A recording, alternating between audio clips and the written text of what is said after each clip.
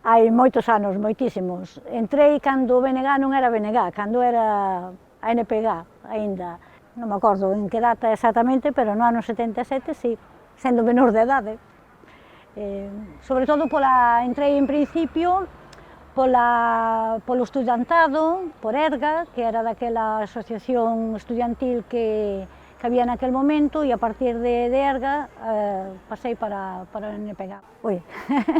Son nacionalista porque vivo nun país que creo que ten todo o dereito a decidir o seu futuro económico, futuro social, lingüístico, político, cultural. Eu creo que simplemente por eso, porque vivimos en un país que debería ter ese dereito, moita máis xente da que somos deberíamos ser nacionalistas. Home, despois de tantos anos, é case como a miña familia, non?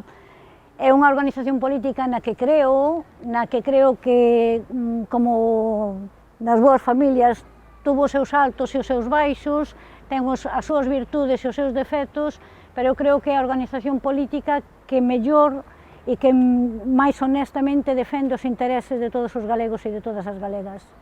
Fazme resumir moitos anos da miña vida en un momento. Eu creo que non só para min personalmente, sino que para o BNG de Carballo, un momento especial foi o ano 2003, cando por primeira vez accedemos á alcaldía de Carballo, o momento da toma de posesión de Abencio Ferrero como alcalde de Carballo. Se teño que dicir eu creo que tuve moitos máis na miña vida, o bipartito da Xunta cos seus defectos, coas súas virtudes, pero, bueno, se me deixades só ese.